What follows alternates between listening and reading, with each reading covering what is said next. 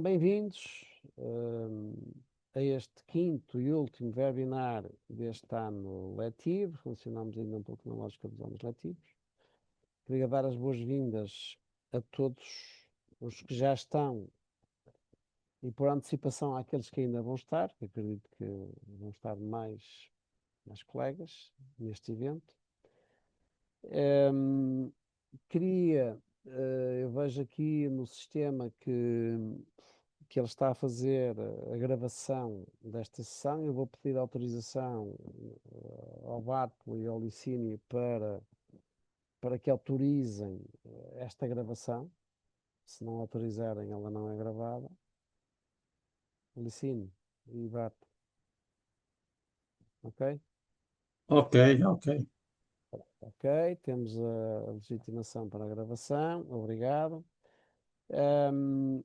Em segundo lugar, agradecer ao Bartolo, Paiva Campos e ao Licínio a amabilidade da presença.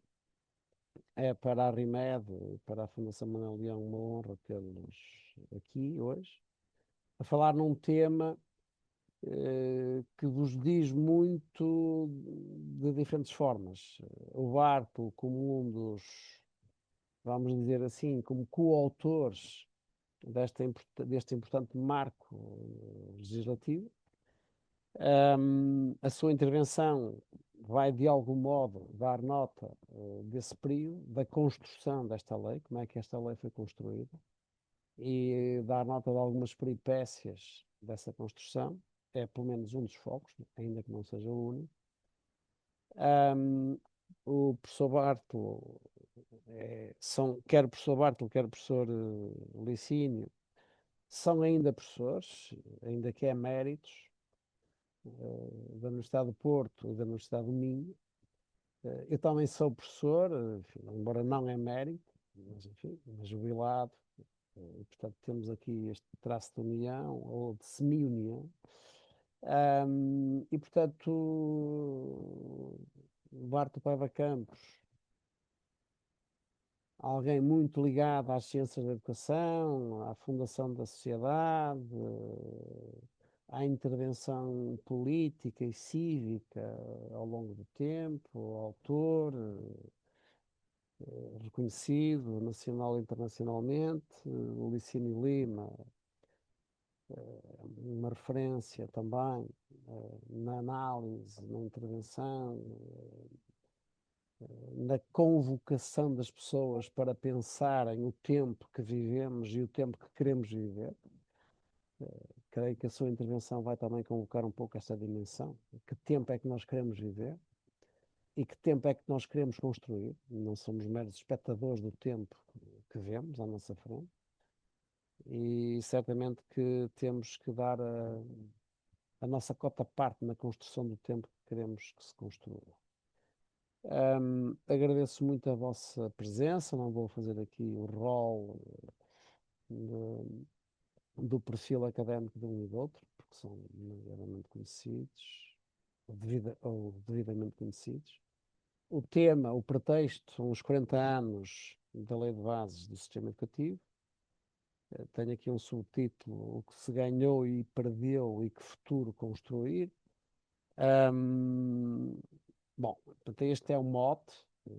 Não, e os nossos convidados têm a liberdade de glosarem o mote como entenderem.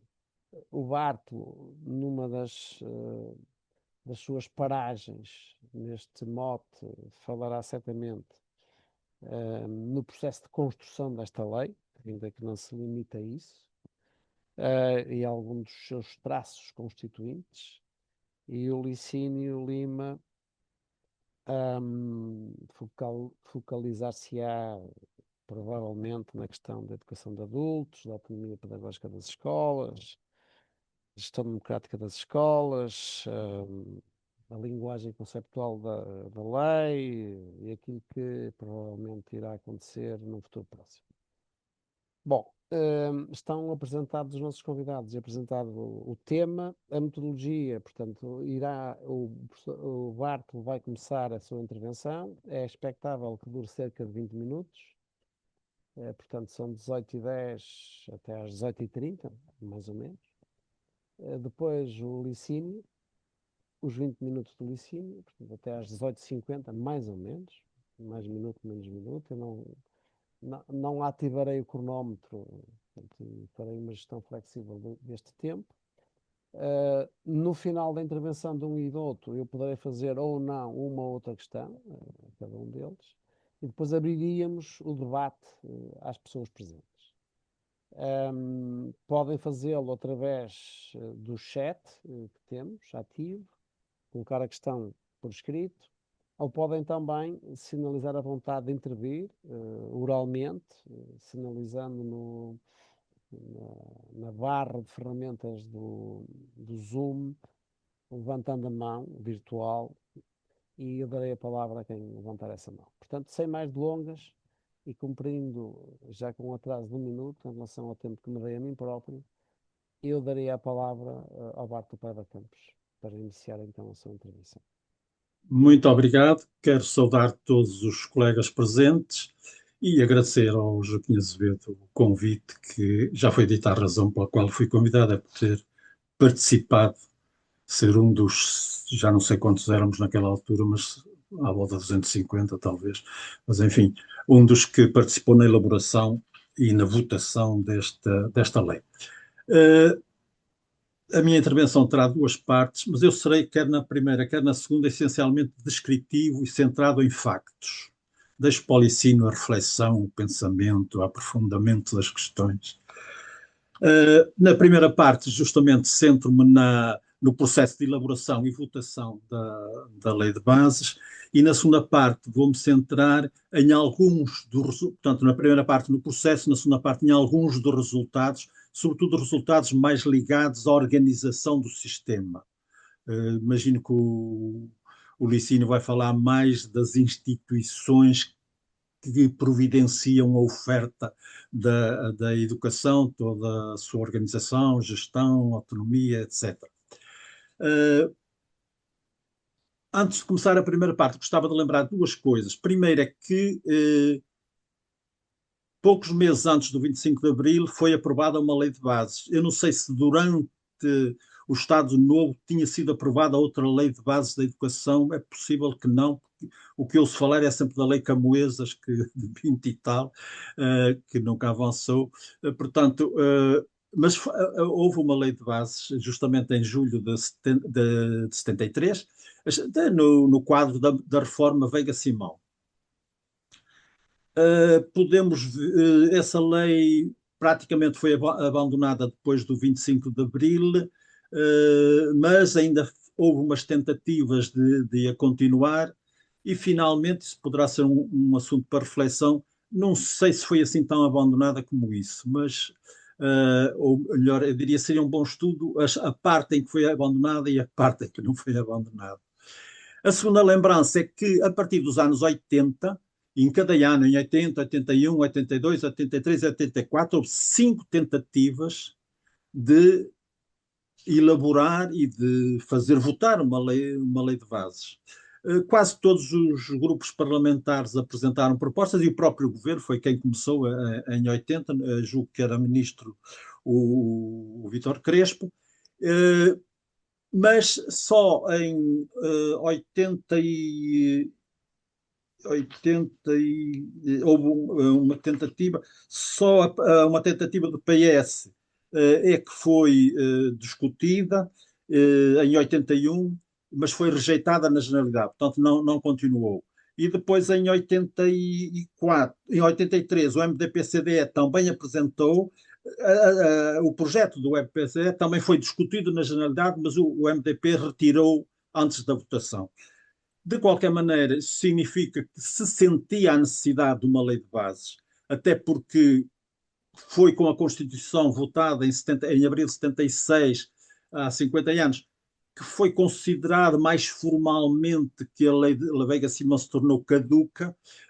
Até aí foi considerada informalmente posta de lado.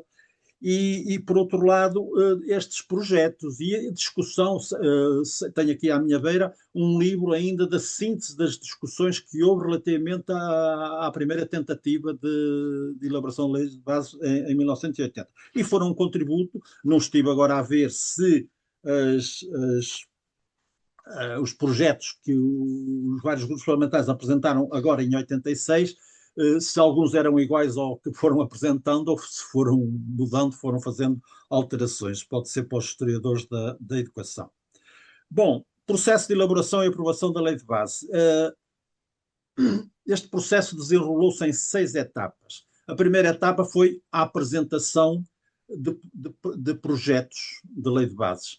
O governo não apresentou, portanto, não houve nenhuma proposta de lei de bases, mas houve 5 projetos de lei de bases. Aliás, o PC apresentou ainda em 17 de dezembro, mas praticamente foi depois, a partir daí, sucedeu-se o PS, o MDP-CDE, o PRD e o PSD, mais ou menos até março. Segunda etapa, portanto, primeira etapa, a apresentação dos projetos. Segunda etapa, que decisões, os projetos normalmente baixaram à Comissão de Educação, Ciência e Cultura, e a Comissão tomou algumas decisões. A primeira decisão foi de criar uma subcomissão composta por 2 elementos de cada grupo parlamentar, mas todos os deputados, quando quisessem, podiam aparecer à reunião. Lembro-me muito bem que 2 deputados que não pertenciam à subcomissão formalmente, o Vítor Crespo e o António Barreto, apareceram muita vez e deram muita vivacidade ao trabalho da comissão. E houve outros também que foram aparecendo.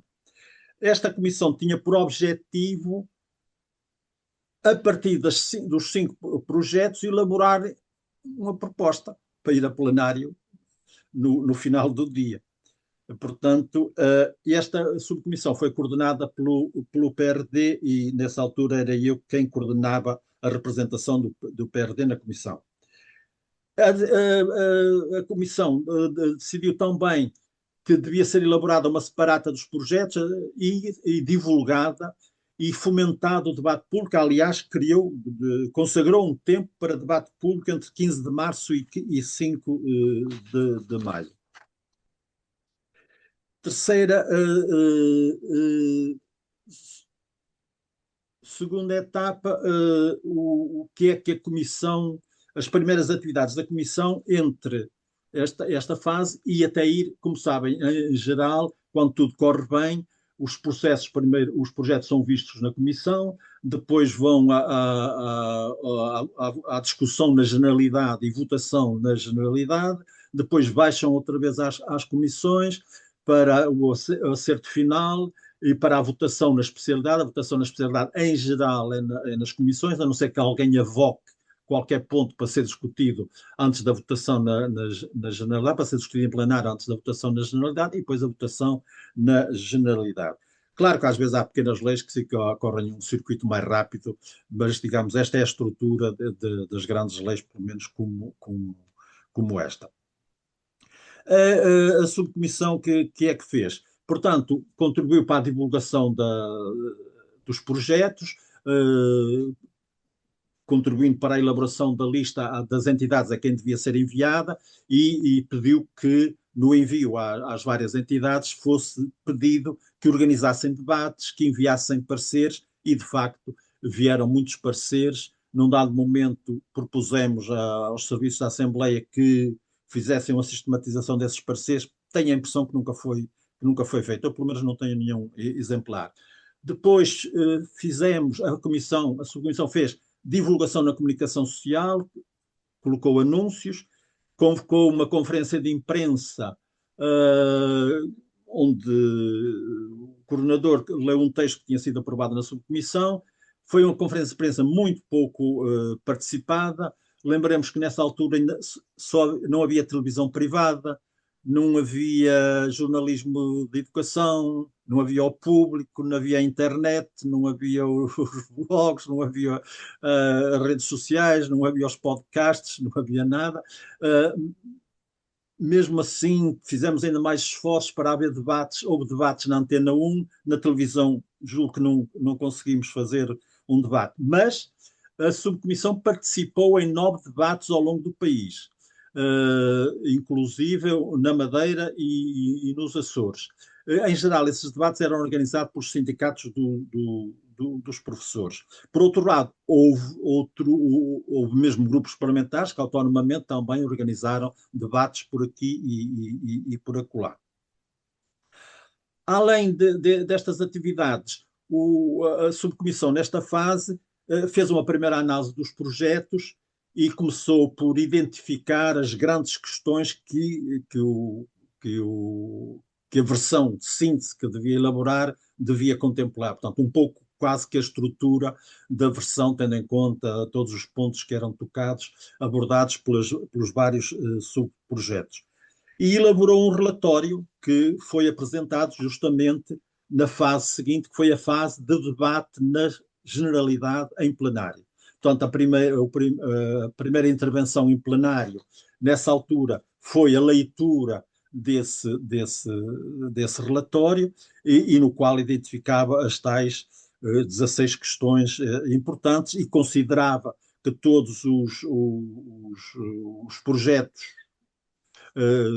eram contributos importantes e que não era de esperar que a lei resolvesse todos os problemas da educação, mas que definisse as traves mestras e, sobretudo, que concretizasse as orientações da Constituição, que seria a base onde se enquadrava esta lei. Este relatório que foi apresentado no plenário tinha sido aprovado na Comissão de Educação por unanimidade e então, além de identificar estas questões principais, o relatório propunha que fossem votados todos os projetos favoravelmente na generalidade no plenário e baixassem à Comissão para elaborar a síntese e para a votação final global. Intervieram deputados de todos os grupos parlamentares, à volta de 4 em média, exceto do MDP-CDE, que só houve a intervenção do José Manuel Tengarrinha. As primeiras intervenções de cada grupo parlamentar eram essencialmente para apresentar o seu projeto, o projeto de cada grupo. Eu lembro-me que fiz uma apresentação assim um bocado mais geral, além de ter lido o relatório, que estabelecia os 5 grandes objetivos do desenvolvimento do sistema educativo e as 7 estratégias principais para conseguir esses objetivos. Portanto, não me cigi muito à descrição do projeto do PRD, no qual praticamente não tive grande intervenção, porque eu não era do PRD, eu era um independente, era só do grupo parlamentar, e isso foi feito pelas pessoas do PRD mais ligadas à educação, coordenadas pelo Eurico Lemos Pires. Também houve intervenções dos membros do governo, do Ministro da Educação, do Secretário de Estado do Ensino Superior, da Secretária de Estado do Ensino Básico e Secundário. E houve uma deputada independente, a Maria Santos, que também fez intervenção. Além disso, intervieram outros deputados, além desses 4 que eu quantifiquei, mas não disse os nomes, nem disse os nomes, mas todos os membros, a maior parte dos membros da subcomissão também fizeram intervenção. E depois houve alguns jovens dos partidos, o José Cesário do PSD, o Apolinário do PS, o Rogério Moreira do PCP, que também fizeram intervenções. Isto é importante porque este assunto vai voltar mais tarde, a questão das juventudes.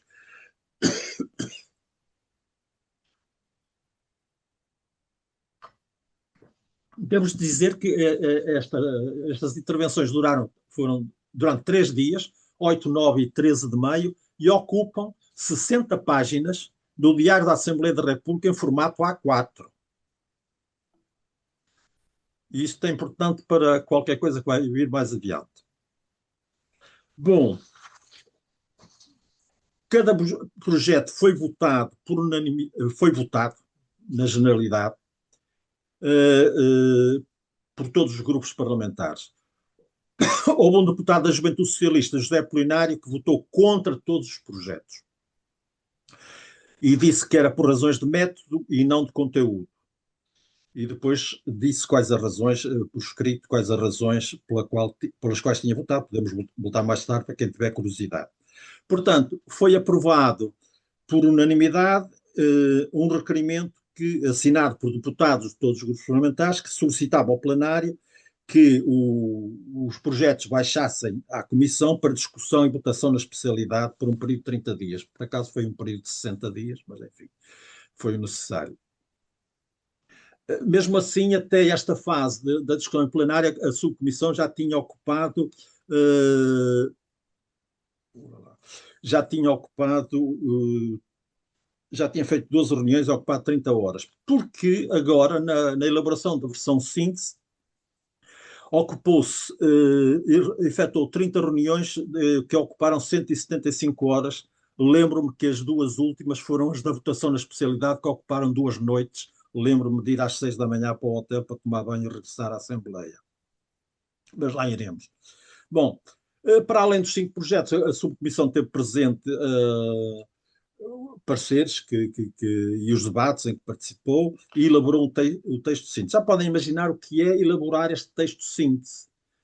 Aqui um grupo, pelo menos, de uns 10, 12 pessoas, ali parecia um ateliê de escrita criativa, dizer agora que é isto, que cada um apresentava a sua posição, porquê, porque não, e se fosse assim, se fosse assado, se fosse assim e assado, ali. Depois alguém tomava a iniciativa, sobretudo quem me apoiou muito nisso foi o Lemos Pires, que ia fazendo assim umas versões, e se fosse assim e tal.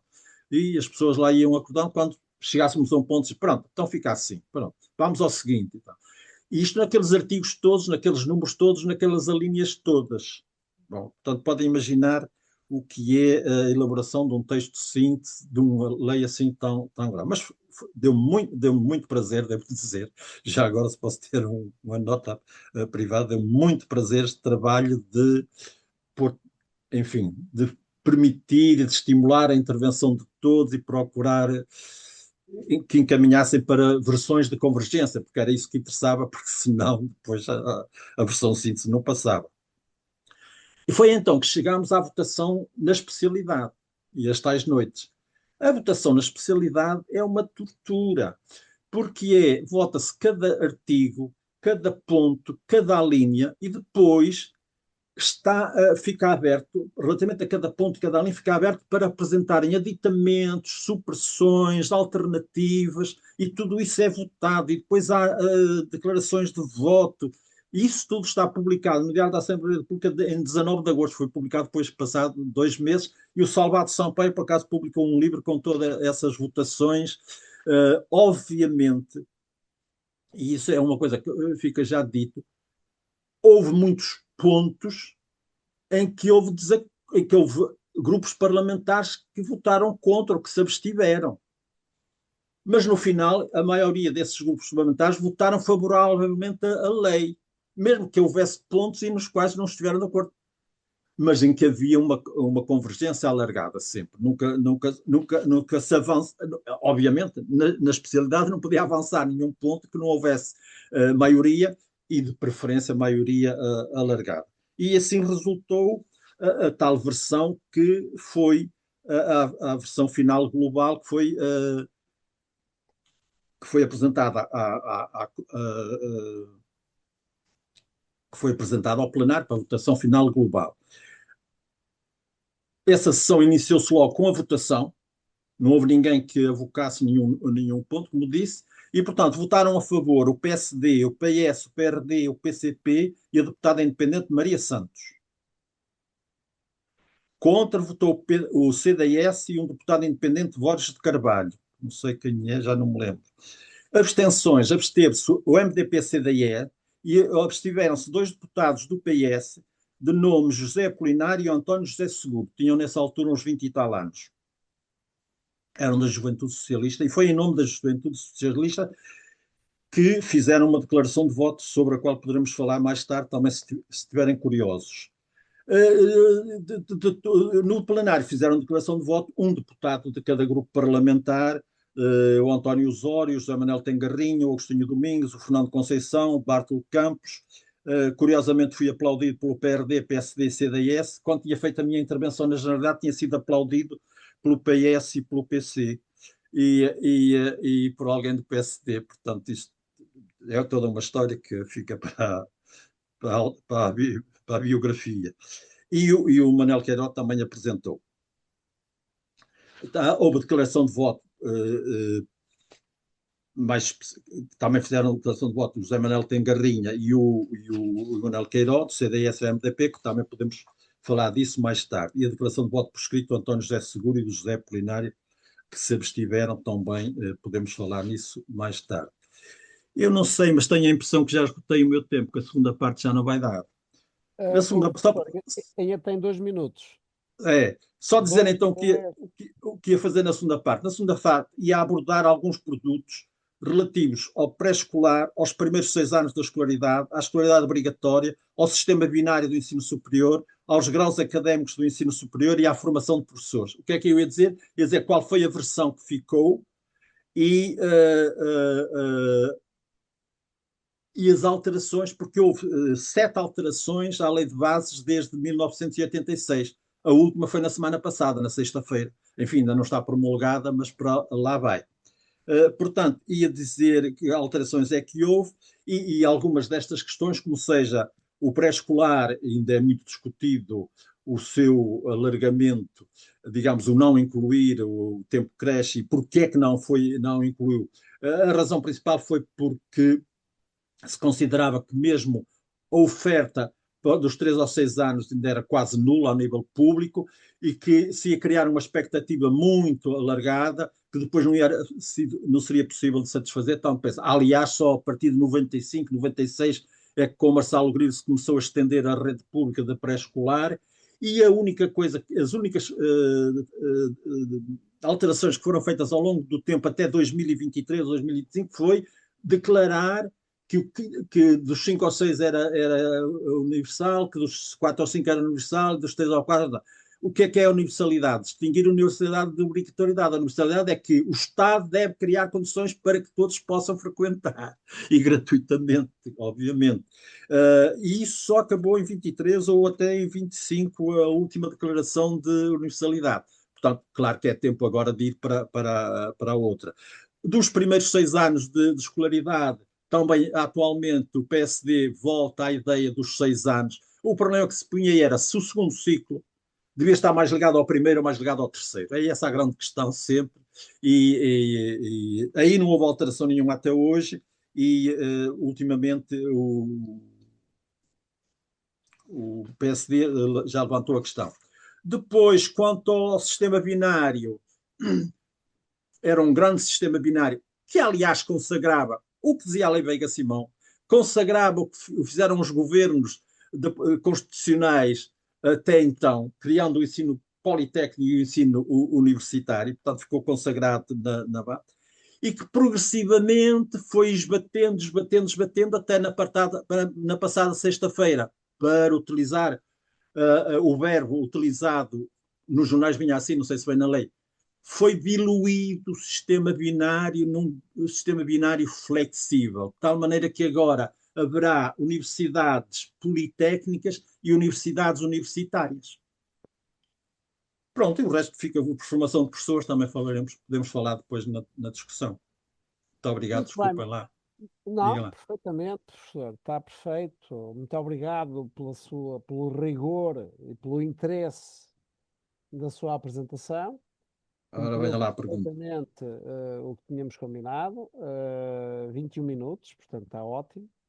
E passava de imediato a palavra ao Licínio. Muito obrigado. Bem, eu quero começar por agradecer o convite que o Joaquim Azevedo me formulou e que aceitei com gosto. Cumprimentar o Bartolo Paiva Campos, também na sua condição de antigo parlamentar, com um papel que foi reconhecidamente importante na produção desta lei de bases. Aproveitar ainda para recordar também o meu colega Eurico Lemos Pires, que também participou na empreitada. Cumprimentar o nosso moderador, Matias Alves, e saudar todos os participantes neste seminário. Portanto, nós comemoramos 40 anos, de uma forma, enfim, crítica, naturalmente, reflexiva, da aprovação da Lei de Bases de 1986. Ela foi promulgada em setembro de 86, na primeira presidência aberta do Mário Soares, aqui em Guimarães. Lembro-me porque estive em várias atividades dessa presidência aberta. Também não foi fácil aprovar a Lei de Bases, já aqui foi dito, 10 anos após a Constituição da República de 1976, não tem sido fácil substituí-la e também por isso ela continua em vigor. Já foi dito, calculo que terão sido 12 projetos apresentados sem consequências entre 1980 e 1984 e depois, em finais de 85, de facto em dezembro, o Partido Comunista Português é o primeiro a apresentar o seu projeto de lei e os restantes em 1986, e há 5 partidos que já foram nomeados que, de facto, apresentam os respectivos projetos. Eu creio que é muito importante, do ponto de vista do contexto, lembrar que não existe, nesta altura, um governo de maioria absoluta. O primeiro governo, presidido por Aníbal Cavaco Silva, que é o 10º governo constitucional, de facto era um governo minoritário, e isto, do meu ponto de vista, impediu uma tradição portuguesa, que era a tradição de governamentalização do processo de elaboração deste tipo de leis. E, portanto, ao contrário do que sucedera, por exemplo, com a reforma de Veiga Simão e com a respectiva lei, não é? Que é pela primeira vez a lei que fala em bases da educação, não é? A Lei 573, então aprovada na Assembleia Nacional, após aprovação na Câmara Corporativa, que teve um grande protagonismo do ministro. Isto, neste caso, em 86, não foi assim. O protagonismo foi um protagonismo parlamentar, entre outras razões, de facto, porque o governo era um governo minoritário. Também creio que é incomparável a estrutura, a qualidade, a densidade da Lei de Bases de 86, quando comparada com a Lei de 1973. De resto, esta de 73 é terminologicamente pouco consistente, tal como veio a ser apontado, de facto, nos próprios debates, até logo na Câmara Corporativa. Do ponto de vista terminológico, conceitual, houve muitas críticas. E isto para além do facto, que eu acho relevante, no caso da Lei de 73, de ter surgido após 3 anos de uma autêntica cruzada em torno da democratização do ensino, que era o mote que o Veiga Simão tinha escolhido, embora uma vez aprovada a Lei de 73, não há um único artigo, uma única vez onde a expressão democratização do ensino aparece. Não é? Não aparece, pelo contrário, não é? Está ausente. Esta lei de 86 é ainda hoje, de um ponto de vista, bem estruturada, conceitualmente clara, com uma linguagem escorreita, com uma tecnicidade diferenciada e fina, a expressão é de Rui Grácio, não é?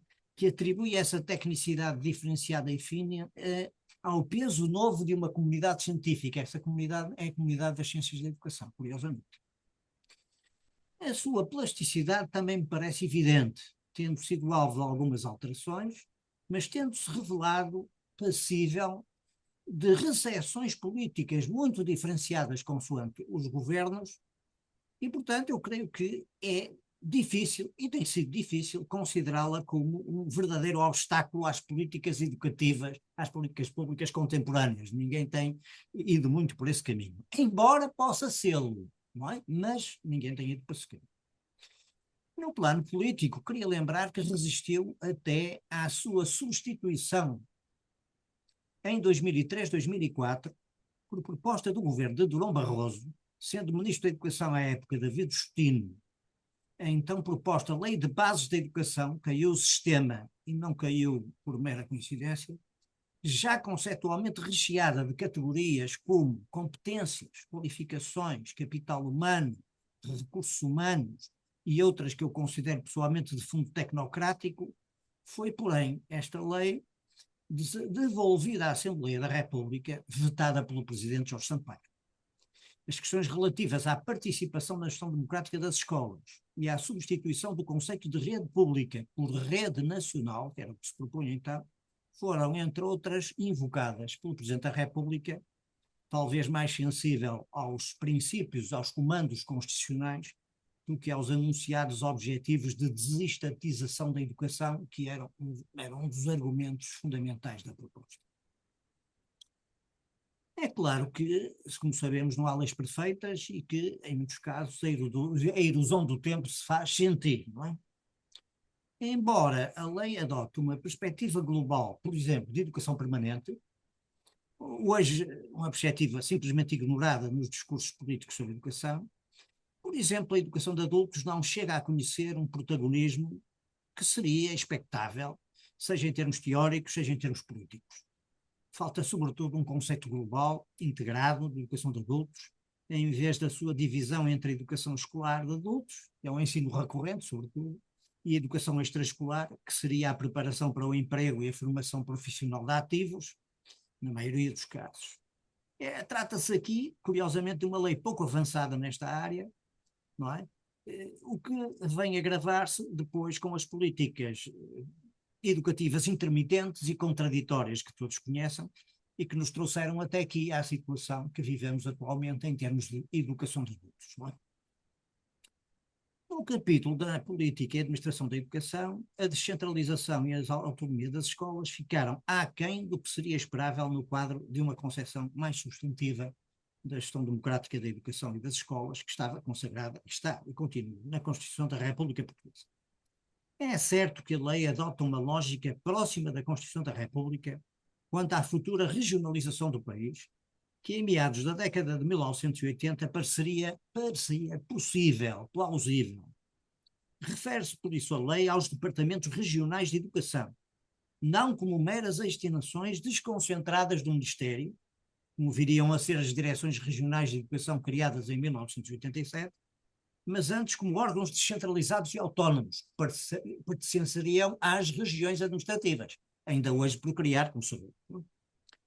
Tal nunca ocorreu, o que diminuiu o impacto da gestão democrática, da participação, da autonomia das escolas, já há, à partida, elementos mais associados ao ensino superior do que aos ensinos básicos secundários. Daí que alguns estudos e alguns autores tenham procurado uma interpretação da lei de bases mais favorável à realização da autonomia pedagógica das escolas e dos agrupamentos. Estes, por exemplo, já prefigurados na própria lei de bases. É curioso, não é? Fizeram-se até alguns estudos das possibilidades teóricas dos agrupamentos. Bem, logo a partir dos trabalhos no âmbito da Comissão de Reforma do Sistema Educativo, esse trabalho de tentativa de ampliação da autonomia das escolas foi feito. É hoje quase consensual entre os especialistas que, sem autonomia pedagógica, as escolas e agrupamentos dificilmente conseguirão responder à maior complexidade e diversidade em contexto institucional.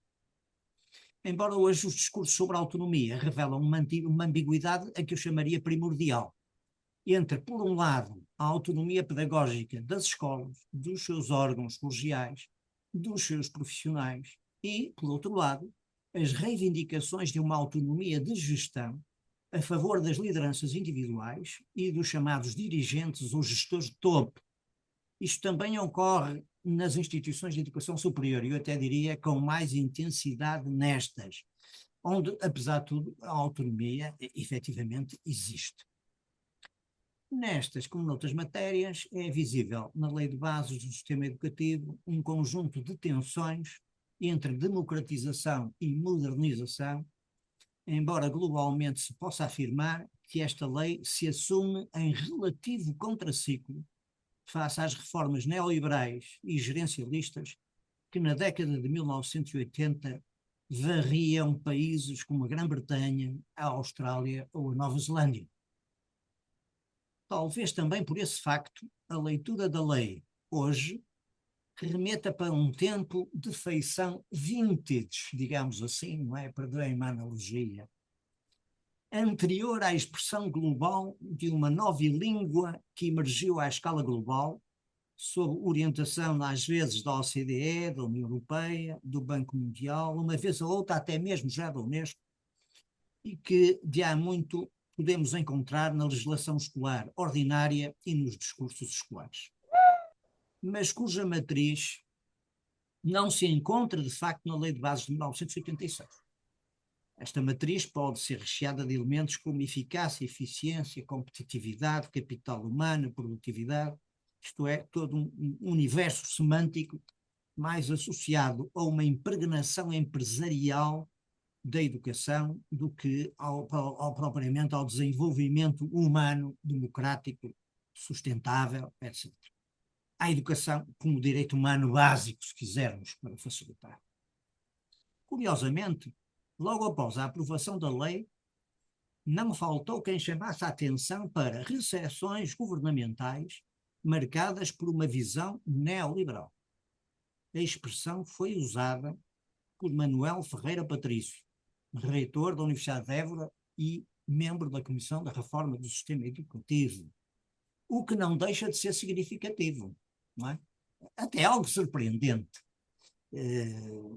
Ou dito da maneira, talvez, eventualmente, podemos pôr a hipótese, ser o resultado de uma fina hermenêutica da situação política. Quer dizer, agora há hipóteses para tudo, não é?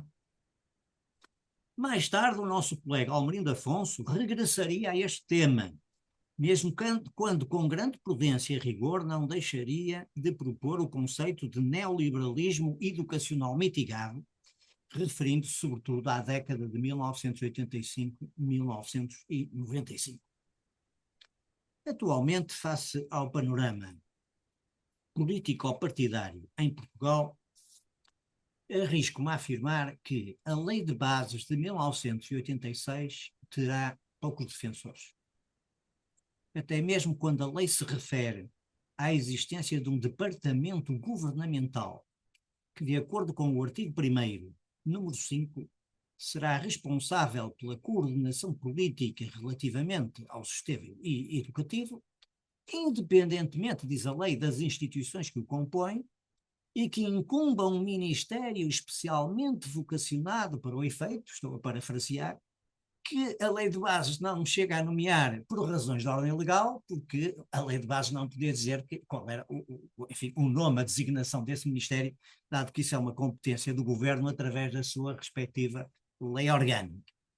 Mas tal ministério, naturalmente, de acordo com a lei de bases, obrigatoriamente existe como coordenador da política educativa, provisor, avaliador, etc., com as funções que lá estão.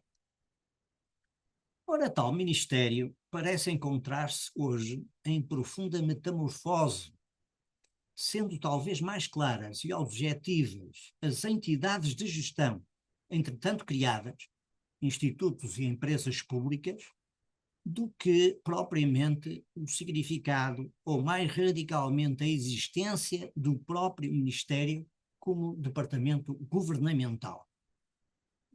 Isto é para dizer que eu não sei muito bem se existe um Ministério da Educação neste momento e em que é que ele consiste. Acho que é uma coisa problemática para nós estudarmos. Este Ministério, em todo o caso, é considerado pelo respectivo ministro como uma estrutura anacrónica e uma organização disfuncional, mas o ministro chega 40 anos atrasado às críticas.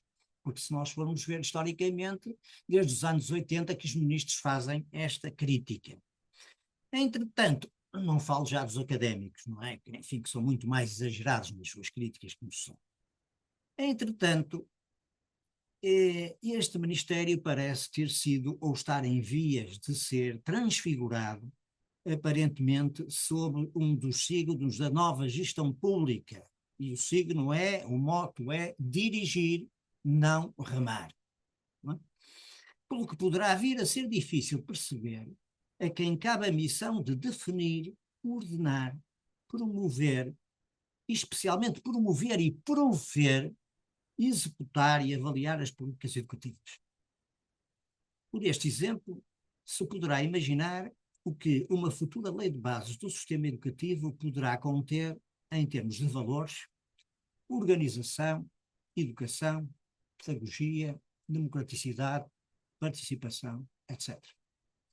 Daí que venha afirmando, com alguma convicção, que uma futura lei de bases do sistema educativo talvez não contemple sequer a educação como conceito-chave, passando a incorporar uma terminologia pós-pedagógica, performativa e competitiva, à semelhança do que já vem ocorrendo com a produção de legislação ordinária, conceitualmente paupérrima e plena de lugares comuns, embora de lugares comuns à escala global, deve-se reconhecer. Quanto às suas vertentes mais politicamente estruturantes, muito ficará dependente de uma prévia revisão constitucional, ou não, se não ocorrer.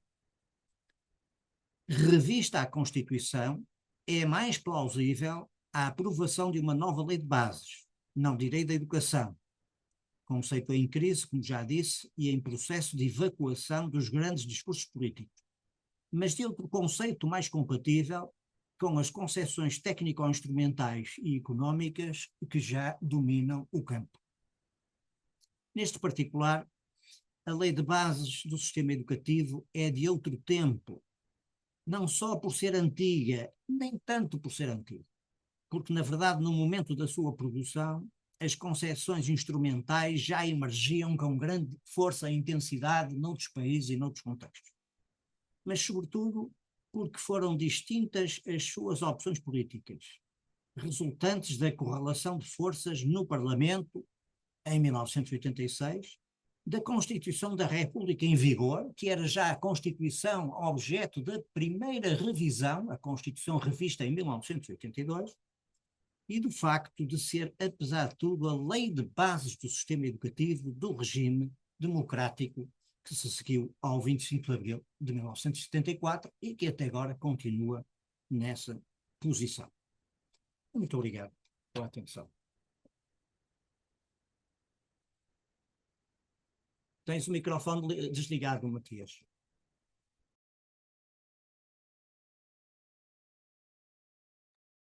Muito obrigado, Licínio, pela mestria da palavra e pela mestria na gestão do tempo.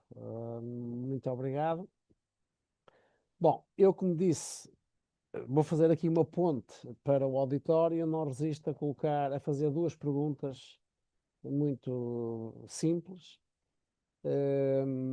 ao Bartolo e ao Licínio. Ao Bartolo, eu fazia a seguinte pergunta. Se nos poderia explicar porque é que o António José Seguro se absteve da aprovação da Lei de Bases? É a primeira pergunta, por razões óbvias, faço a pergunta. E a segunda, neste processo de construção da lei, que o Licínio teve o cuidado de referir o contexto em que ela foi possível, num contexto em que o governo não tinha maioria absoluta, e por isso é que é uma lei construída no Parlamento. Perguntaria ao Bartolo qual foi neste processo a maior dissonância ou a maior divergência e a maior convergência, se é que eu posso assim exprimir-me. Talvez seja uma pergunta um pouco impossível de fazer ou impossível de responder, mas enfim, o Barto verá como lhe responde ou não responde. Isto pode não ser fácil abordar a matéria nestes termos. Ao Licínio, lançava já também as duas questões. Falou na questão da imperatividade, chamemos-lhe assim, não usou este conceito, mas estou a usá-lo eu, da autonomia pedagógica das escolas. E a minha pergunta é se não temos que ir além da autonomia pedagógica e convocar também a autonomia organizacional das escolas para poderem também pensar o modo como organizam os espaços, os tempos, o currículo, como é que lidam com esta ordem escolar seriada em anos, em turmas, numa lógica da divisão, da segmentação e da separação. E portanto, a questão é se não temos que ir além da pedagogia e convocar também a organização das escolas para que ela possa responder aos públicos que tem de cuidar e que tem de fazer aprender. Portanto, era a primeira questão. A segunda é mais simples, a primeira também é simples para o Licínio, mas portanto, o Licínio disse que não sabia se existia hoje um Ministério da Educação. A questão é, se pode explicar porquê e não sendo o Ministério da Educação, como é que o designaria? E, portanto, seguindo a mesma hora, dava a palavra ao Barto e depois ao Licínio, para chegarmos até às 19, 19h05, mais ou menos. Portanto, de qualquer maneira, seria já de ver também a explicação do. Desculpe lá.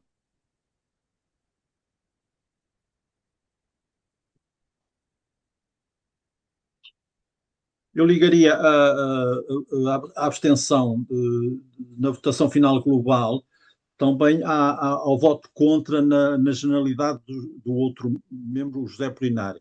O José Polinário disse que, como eu já tinha explicado, que não era por razões de conteúdo, era por razões de método, e as razões de método era que os jovens não foram motivados para o debate público, que o Conselho Nacional da Juventude, do qual ele julgo que fazia parte, só recebeu a documentação em 7 de maio, isto é, não foi uma das entidades que recebeu nem pediu, de certo não leu os jornais nem nada, portanto não sabia que existia.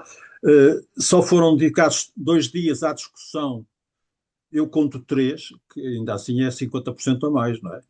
E que só intervieram, lá diz, professores e técnicos de educação. É possível, mas sim, a maioria era professores e técnicos de educação, pessoas que estão ligadas à educação. E a maioria de deputados não deu grande atenção a tema tão fundamental. É possível, mas mesmo assim, quando se lêem aquelas 60 páginas da discussão na generalidade, há muitos que pediram esclarecimentos, além dos 4 intervenientes de cada grupo parlamentar. Houve muitas intervenções e às vezes o esclarecimento até já ocupava 10 linhas ou isso lá do texto. Bom, mas enfim. E que o debate público não ultrapassou os muros da Assembleia da República. Isso não me parece muito exato, porque pelo menos eu fui a 9 lugares, e depois ainda fui com o PRD também, mas digamos, fui a 9 lugares por todo o país, tinha muita gente, e, e foram recebidos muitos pareceres, muitas sugestões escritas. Eu tenho aqui cópias de alguns pareceres aqui num caixote ao lado. De sindicatos, de associações de estudantes, disto e daquilo, enfim. Mas pronto, foi a razão que foi dada. Depois, para abstenção na globalidade, portanto, da lei, já não da metodologia, mas é que a razão, esta está escrita também, as instituições universitárias deviam poder definir autonomamente a atribuição ou não do grau de bacharel. Portanto, como sabem, na lei de bases de 86 ficou que a universidade só atribuía licenciatura, mestrado e doutoramento, e o Politécnico só atribuía o bacharelato. Embora depois havia ali uma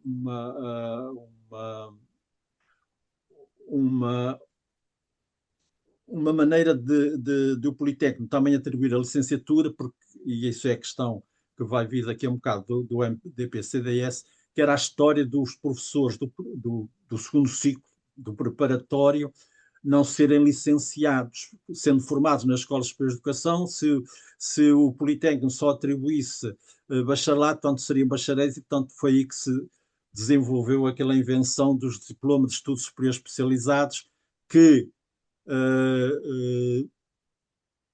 que quando tivessem unidade com a primeira fase, com o bacharelato, até atribuíam o grau de licenciado, e quando isso não acontecesse, de qualquer maneira davam equivalência à licenciatura para efeitos de cargos públicos, portanto, para a carreira pública.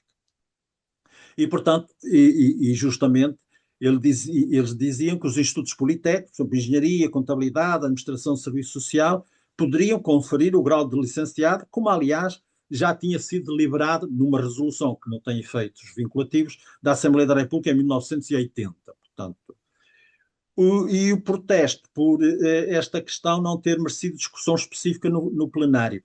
Eu não sei se eles se referem na votação, na discussão na generalidade, mas eu acho que na generalidade estas questões foram discutidas, ou se eles se referem, e eu aí não ignoro, eventualmente se eles pediram a avocação desta questão ao plenário na votação na especialidade e não foi aceito por ninguém, talvez, mas isso não sei.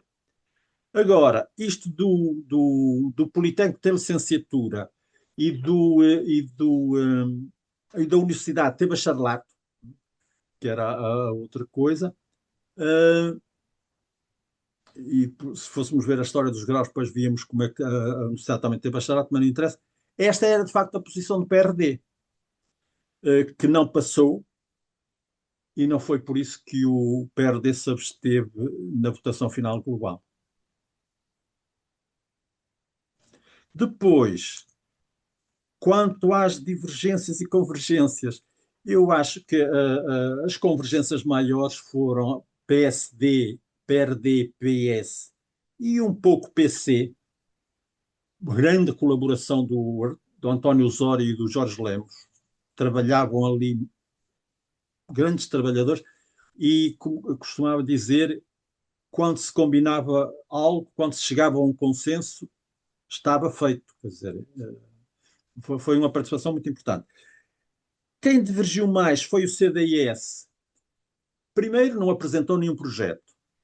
E depois, porque é que votou contra? Uma coisa é as razões que eles apresentaram. Uh,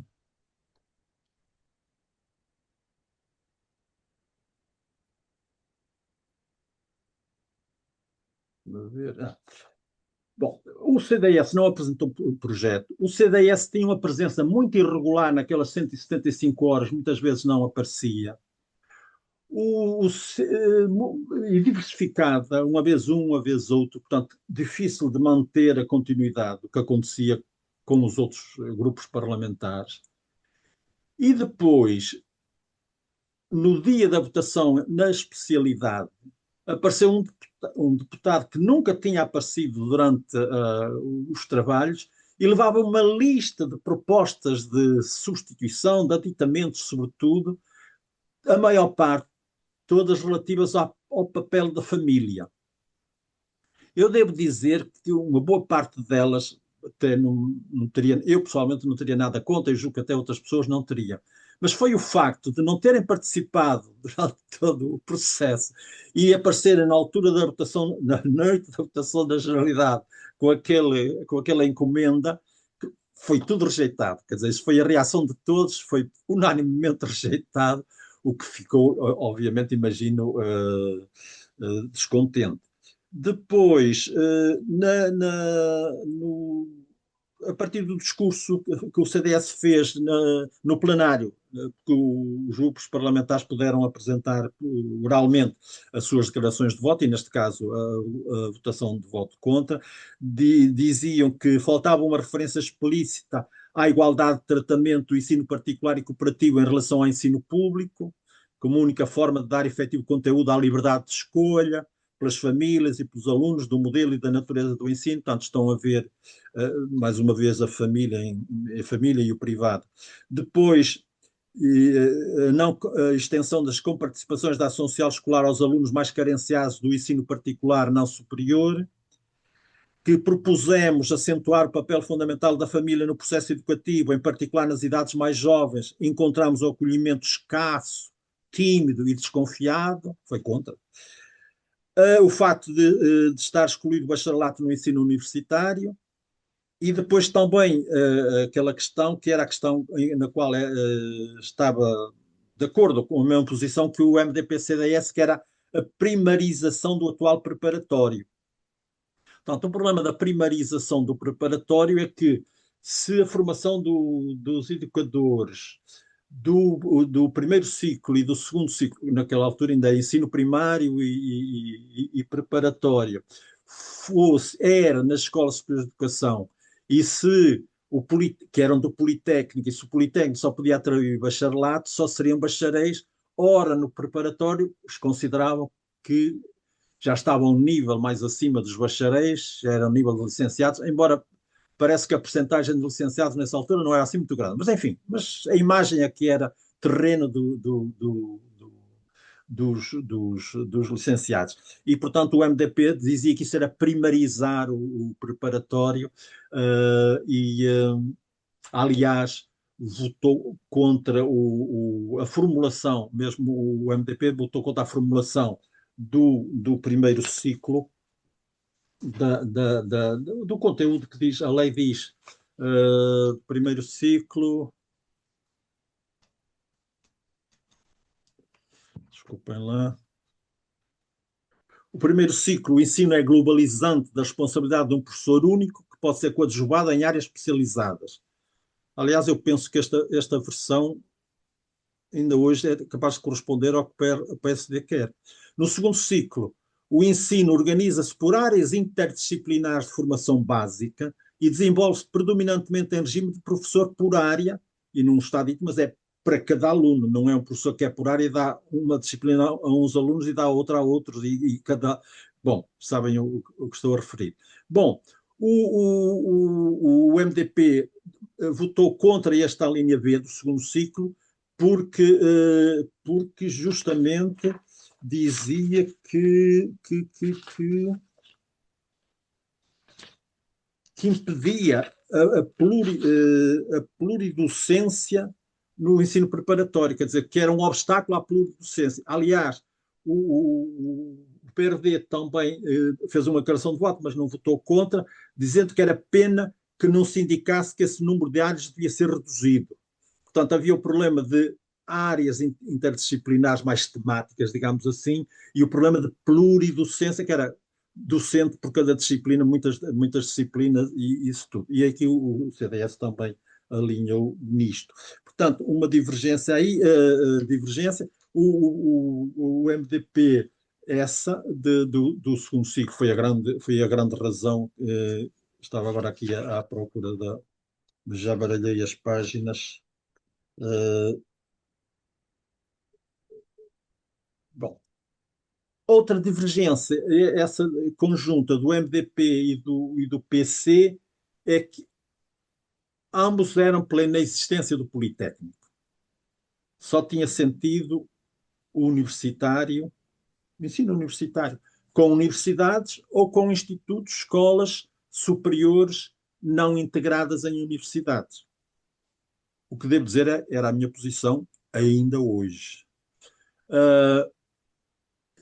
Que as instituições superiores universitárias seriam uma fase eventualmente transitória, e deveria haver dois fatores para que passasse a universidade, pelo menos o número de domínios que abrangem e nesses domínios, o número de domínios em que tem investigação a nível de doutoramentos e pós-doutoramentos, isso tudo. E, portanto, entretanto, que foi o que se passou na Europa, em países onde havia o politécnico e universitário, digamos, o curto e o longo, também foi juntaram tudo no universitário com esta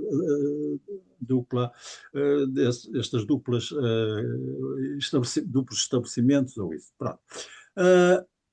Porque finalmente depois, na universidade, não sei se repararam, ficou na lei de bases que as universidades podiam integrar escolas do ensino politécnico.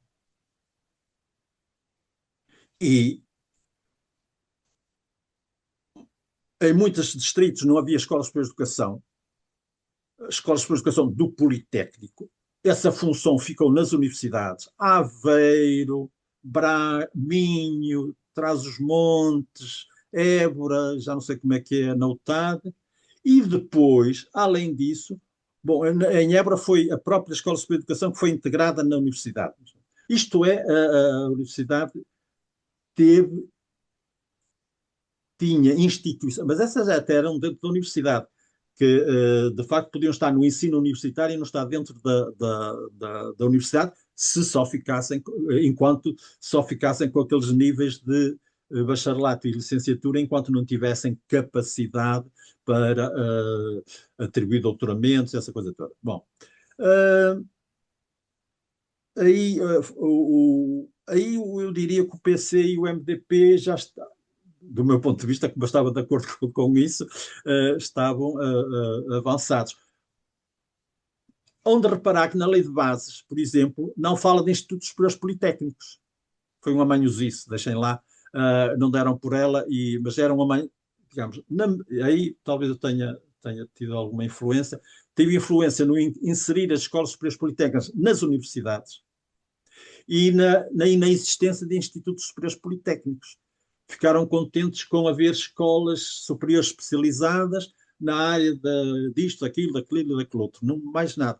De tal maneira, já havia institutos superiores politécnicos. Como sabem, o politécnico, o binário, o sistema binário foi nos primeiros governos constitucionais até então, e tem a Escola Superior de Educação, isso tudo. Embora já houve um princípio, não sei se era princípio de binário, sei que quando ainda não era binário, mas quando o Brotas, quando no tempo do sexto governo provisório, o Brotas era secretário de Estado do Ensino Superior, passou a contabilidade, a engenharia, isso, para bacharelato, portanto era ensino médio, passou para bacharelato. Aliás, todos os cursos que o Brotas criava era tudo bacharelato, até criou psicologia, nessa altura criou o curso superior de psicologia, bacharelato.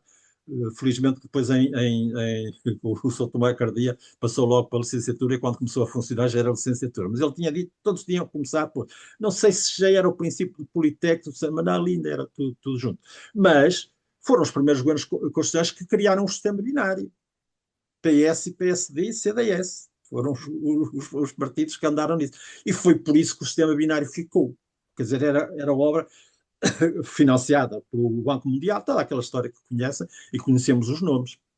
A maior parte ainda estão vivos. E aí o PC e o MDP eram contra isso, e na minha opinião, bem. Ok, professor. Penso que o essencial está enunciado. Passava a palavra ao Licínio. Ok, vamos lá ver.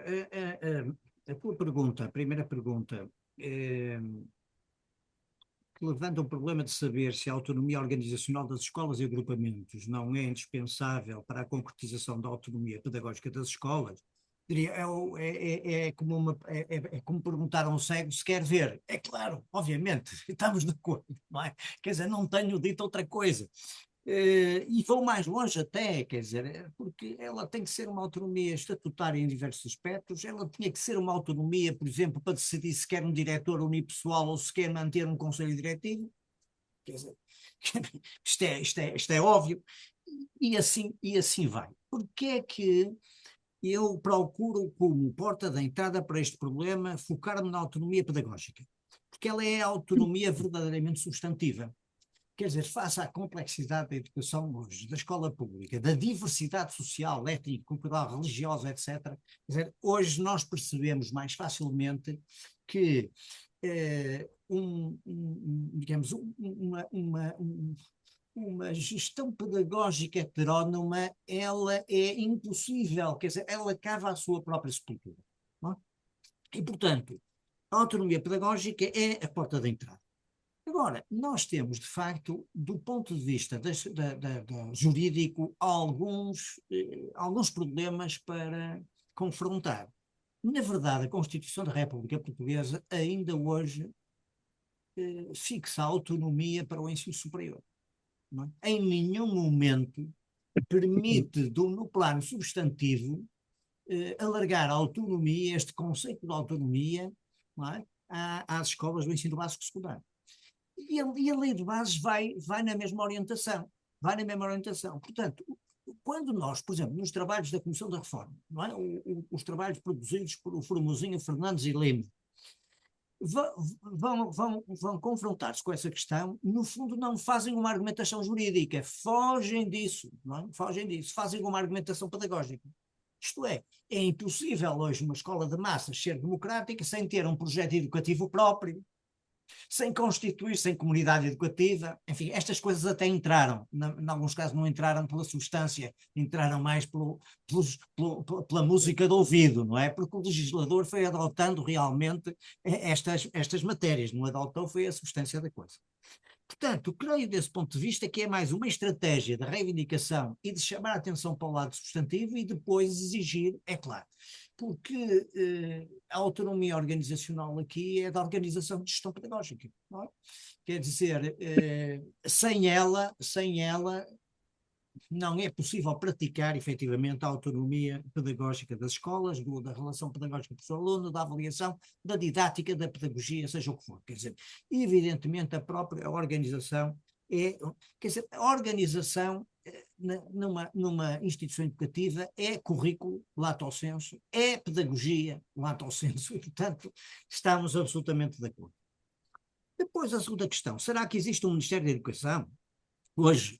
É claro que ela tem um lado desafiante, provocatório, mas ela faz todo o sentido no plano teórico. No plano teórico. É claro que eu procuro responder como sei, ao meu estilo, de acordo com o que eu leio, o que estudo há muito tempo, etc. E a resposta para isto, do meu ponto de vista, está dada há mais de 30 anos.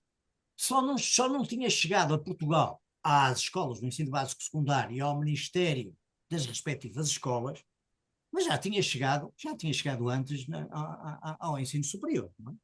Vamos lá ver. Se, em primeiro lugar, dizer isto, quer dizer, eu não me assumo aqui, seria um paradoxo, como um defensor da estrutura histórica centralizadora do Ministério da Educação. Toda a vida me dediquei a criticá-lo. Não é? E, portanto, eu não estou aqui a referir-me à necessária existência do Ministério da Educação como ele tem sido historicamente, na verdade, desde a Secretaria de Estado do Reino do Marquês de Pombal. Não é, não é essa. Essa, aliás, é um elemento que, efetivamente, nos causa muitos problemas. Agora, o que está em causa aqui é a definição de uma política integrada e da questão da provisão. Essa é uma questão, e da coordenação, de dar uma unidade que seja compatível com a autonomia dos estabelecimentos de ensino. Esse é que é o segredo. Agora, como é que nós podemos interpretar que todas as direções gerais e todos os institutos desapareceram numa penada? Não é? Coisa que eu no passado admiti, e o exemplo que dei foi as direções regionais de educação. Eu fui sempre um dos adeptos de que acabassem, não é? Acabassem, porque elas eram efetivamente mini-ministérios controladores, não é? Nas periferias, e portanto desse ponto de vista sempre defendi que, aliás, elas iriam cavar a sua própria sepultura através de dois mecanismos. Primeiro, o agrupamento de escolas com as respectivas sedes, e cada sede era a estrutura básica desconcentrada do Ministério da Educação. E segundo, a plataformização da educação e da gestão escolar. Ora, com estes dois elementos parece possível não só continuar, mas afinar a estratégia de controle remoto sobre as próprias escolas, não é? o que de resto está a acontecer. Agora, como é que podemos interpretar o que é que está a acontecer com este governo, com este ministro e com este eventual ministério? Bem, eu penso que nós estamos aqui perante categorias teóricas que conhecemos há muitos anos e que agora nos chegaram à porta. O governo indireto. É um conceito, governo indireto. Não é o governo que governa a educação, governa indiretamente, dá as pistas. Isto tem a ver já com outros conceitos que utilizamos há mais anos. O Estado supervisor, o Estado gestionário, na verdade, o supervisor, tem a ver com a nova governança. A nova governança é isto. O lema é muito da nova governança, aquele dirigir, mas não remar. Dirigir e dar as táticas, grandes orientações. Depois, fazer, por exemplo, parcerias público-privadas, parcerias público-públicos, também pode ser, encomendar estes serviços a estruturas absolutamente privadas, não é nada que não esteja inventado. Portanto, trata-se aqui de uma governação sem governo. É possível hoje fazer uma governação sem governo. Que é a governação sem governo? É exatamente delegar politicamente a entidades com diversos estatutos estas matérias. Ora bem, o que é que temos hoje como pretensamente constituindo o Ministério da Educação? Temos institutos públicos dotados de autonomia científica e pedagógica, pasme-se, porque a pedagógica ainda poderia admitir, se ela fosse legitimada à científica, acho extraordinário, porque a autonomia científica já é das instituições de educação superior. E depois temos empresas públicas, não é? Ou temos um misto, temos empresas públicas mesmo mais ligadas ao ensino superior, ou fundações públicas de direito privado, e temos institutos públicos que, em certas falências, podem atuar conforme as empresas públicas. Portanto, eu creio que esta é a chave para a compreensão. Agora, o que vai acontecer em Portugal, neste processo que está em curso, é difícil de antecipar. Quer dizer, a compreensão do caminho parece-me ser este. Não é? Parece-me ser este. Não é? Um governo indireto, uma nova governança, a governação sem governo, todos estes conceitos, não é? As parcerias, as entidades privadas, etc. E, portanto, uma supervisão, o Ministério será uma coisa pequena, um âmago político, a equipa governativa e pouco mais, com capacidade de supervisão sobre...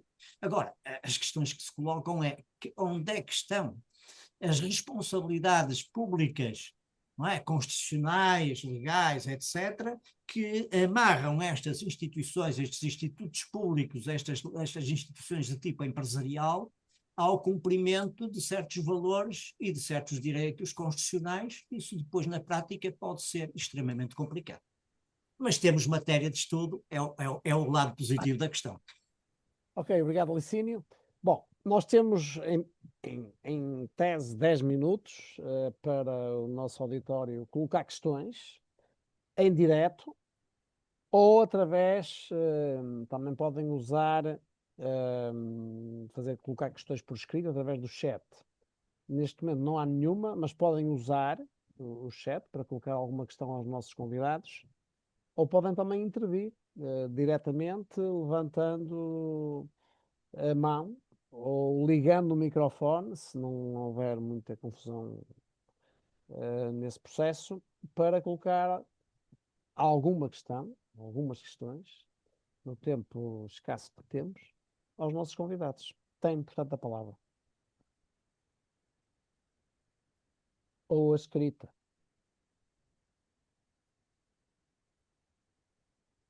Não vos despertou nenhuma questão? Não quero crer. Bem, nós não somos obrigados a estar aqui até às 19h30, não é? Podemos encerrar em qualquer altura. E também não me vão obrigar a fazer mais uma pergunta a cada um dos nossos convidados. Mas eu acho que há aqui matéria bem interessante para debater. Estou a ver ali a Flora, não quero mesmo. Ou a Generosa, ou a Ana Paula. Já não falo no Leandro Almeida, mas pronto. Ou a Paula. Não? Satisfeitos? Há aqui já no chat.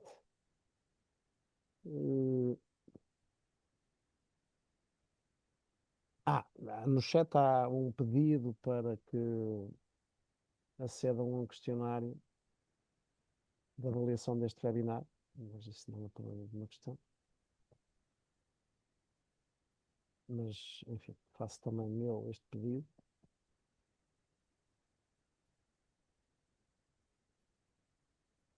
Bom, não havendo... Se não houver mais nada, eu posso dizer qualquer coisinha.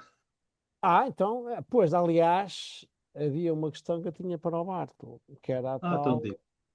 Não, era a tal surpresa. O Bartolo ia Não, a surpreender. surpresa não, a surpresa era saber quanto José Seguro tinha abstido Sim, na sim. votação final global. Era essa a surpresa. Ok. Nada especial, mas enfim. A Sim, surpresa porque ele agora é Presidente da mas República, não é? Mas senão não sim. tinha interesse nenhum. E por acaso eu não sabia, não tinha presente isso. É, E também me surpreendeu, de facto, mas percebe-se a lógica argumentativa, enfim. é. Mas sim, Bartolo. Não, é só uma curiosidade. Quer dizer, depois do 25 de Abril, aí ainda houve algumas forças que promoveram que se continuasse a reforma do sistema educativo Veiga Simão. E muito simples. Primeiro, o Spínola convidou Veiga Simão para primeiro-ministro, que não aceitou. mas convidou depois para elaborar o programa do governo provisório. E ele pediu ao Amaro da Costa se escrevia umas coisas. E depois também ainda pediu ao Freitas do Amaral se dava uma vista. Depois, nas entrevistas que o Teodoro fez ao Freitas do Amaral e ao Veiga Simão, cada um dá a impressão de que foi o principal escritor da coisa. No meu feeling, foi o Amaro da Costa que fez a maior parte da coisa. Bom, mas depois ainda ficou, portanto, nesse programa ficou justamente o desenvolvimento da reforma educativa e ficou mesmo a Secretaria de Estado da Reforma Educativa, no primeiro governo provisório. E o governo provisório, portanto, o Eduardo Correia era apoiante do Veiga Simão já durante o Ministério do Veiga Simão, constituía um pequeno grupo em Coimbra que apoiava o Veiga Simão. Mas, por sua vez, o Rolando Carvalho, que era o Estado da reforma educativa, era contra todo esse movimento. E foi aí que as coisas começaram a... Mas os dirigentes do primeiro governo provisório ainda eram os mesmos. No Ministério, só o Vitorino Magalhães Godinho, depois, é que mandou toda a gente embora, mandou fechar as escolas normais superiores, que era uma primeira implementação da Lei 573, e o próprio Magalhães Godinho fez assim um programa longo, que vem no livro dele, aliás, sobre programa do Ministério da Educação, para aquela, mas ele também se foi embora depressa. Mas queria recordar algumas coisas que vinham na lei Veiga Simão. Vinha que o pré-escolar era dos 3 aos 6 anos, a generalizar progressivamente, que alargar a escolaridade obrigatória de 6 para 8 anos, unificar as vias liceais e técnicas no 7º e 8º ano, formação profissional apenas após o 8º ano, 12 anos de escolaridade e não 11, sistema binário no ensino superior, o curto com bacharel só e o longo com bacharel, licenciatura e doutoramento, a formação inicial de professores e educadores e primário era ainda no ensino médio, acesso depois da 10ª classe, o preparatório já era bacharel e o secundário já era licenciatura e em todos os cursos de formação de professores os estágios estavam incluídos em todos os cursos. Claro que, dito assim, até parece que no quarto governo verificou-se a unificação do ensino inicial e técnico. O engenheiro Brotas no sexto passou do ensino médio para bacharel, a engenharia, a contabilidade e essa coisa toda. Os primeiros governos constitucionais criaram e desenvolveram o sistema binário.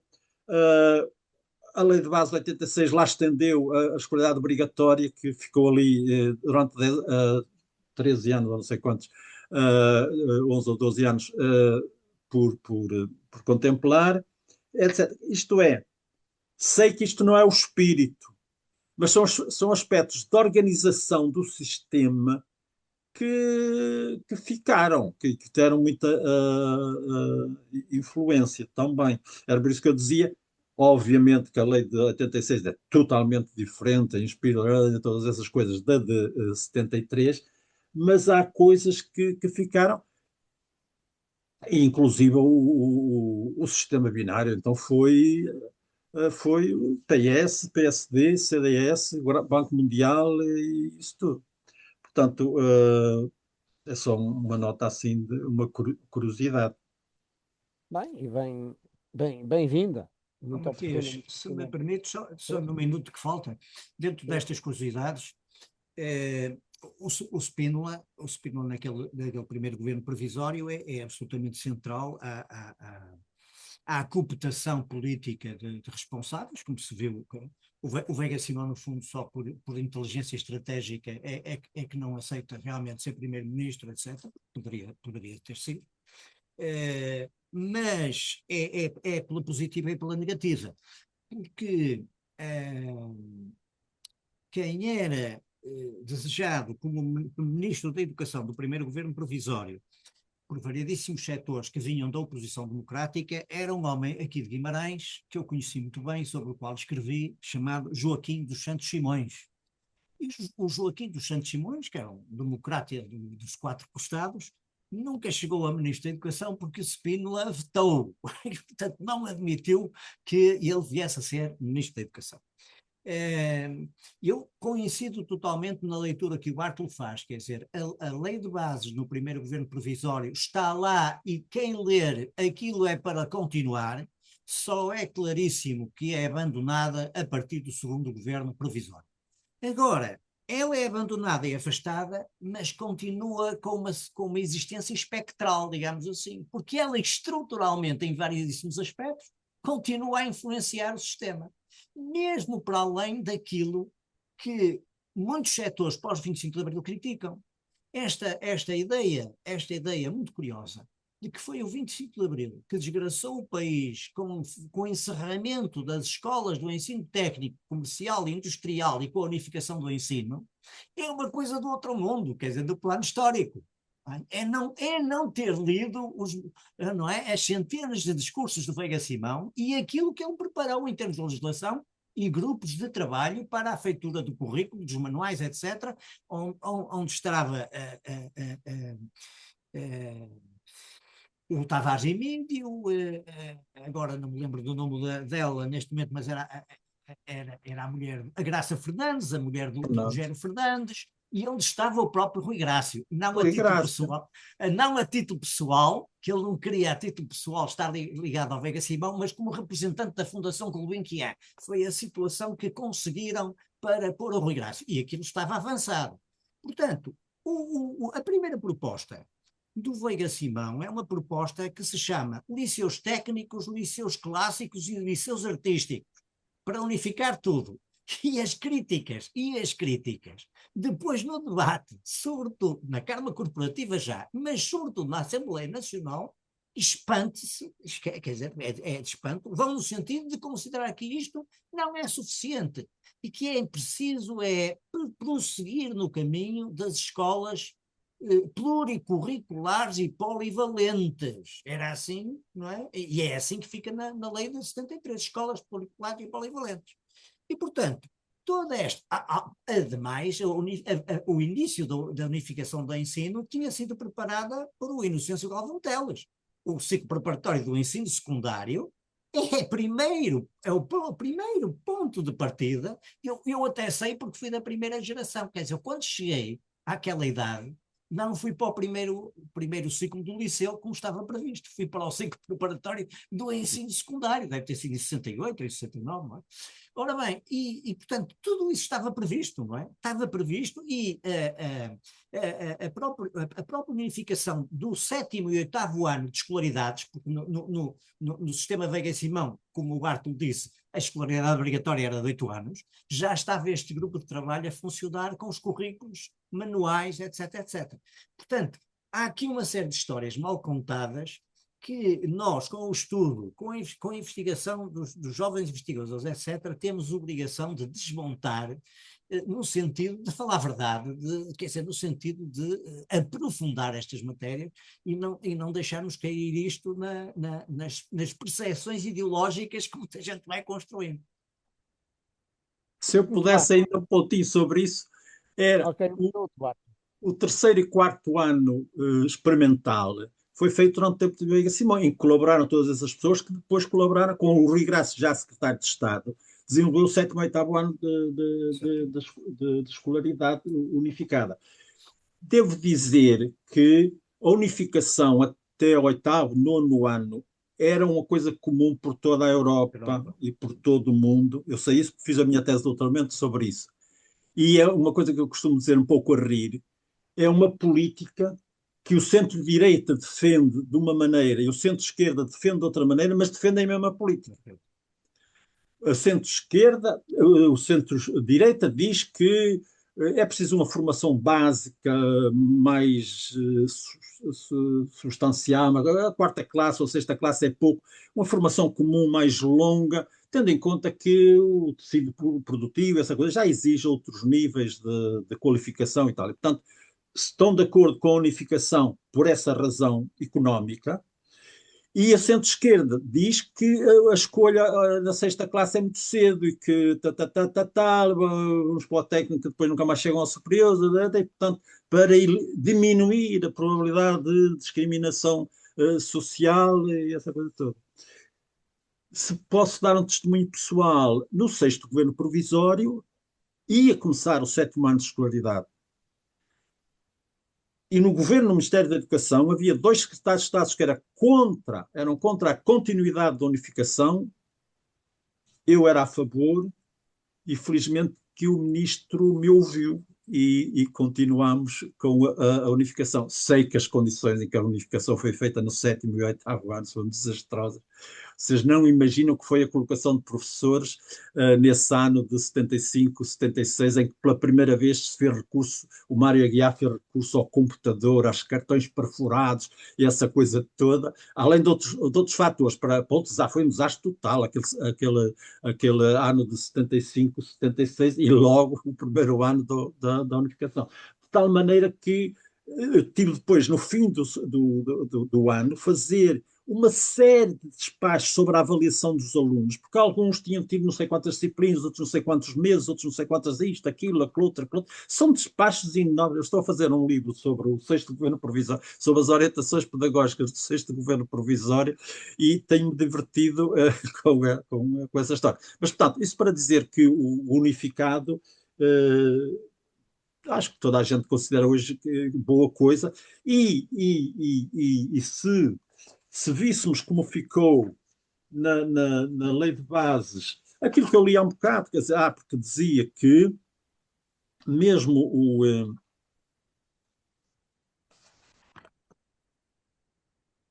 desculpem lá, portanto, já tinha lido o primeiro e o segundo ciclo, portanto, primeiro ciclo globalizados, professor único e tal, o segundo ciclo áreas interdisciplinares, depois o terceiro ciclo organiza-se, segundo, que é o tal unificado mais recente, organiza-se segundo um plano curricular unificado, integrando áreas vocacionais diversificadas e desenvolve-se em regime de um professor por disciplina ou grupo de disciplinas. O grande problema da unificação, na minha opinião, o que correu mal, foi que em vez de unificarem, licealizaram. E isso foi com o Souto Maior-Cardia e companhia, que gritou, já agora só mais uma curiosidade, e eu calmo, gritam muito contra os programas do Mário Dionísio, que era tudo marxista, comunista e essa coisa toda, que eu tive de propor ao ministro que constituísse umas comissões para analisar a coisa, para a gente acalmar, depois do 25 de novembro, e finalmente só a introdução à política e vida política ou qualquer coisa que mereceram reparo. E vá lá saber quem foram os autores, quem foram autores desses programas. Isso fica para a vossa curiosidade. Ok, o Barto um dia destes também nos vai satisfazer a curiosidade. Resta-me agradecer muito ao Barto e ao Pecínio, agradecer a todos os participantes. Muito obrigado pela vossa presença. Foi um tempo muito enriquecedor. Eu aprendi várias coisas e certamente todos nós aprendemos. E quando assim é uma forma de darmos o nosso tempo como bem usado. E, portanto, resta-me agradecer a todos, em especial ao Barto e ao Licínio, esta contribuição, esta participação. E até uma próxima oportunidade, até uma próxima iniciativa da Fundação e da RIMED. E desejo-vos a continuação de um dia bom.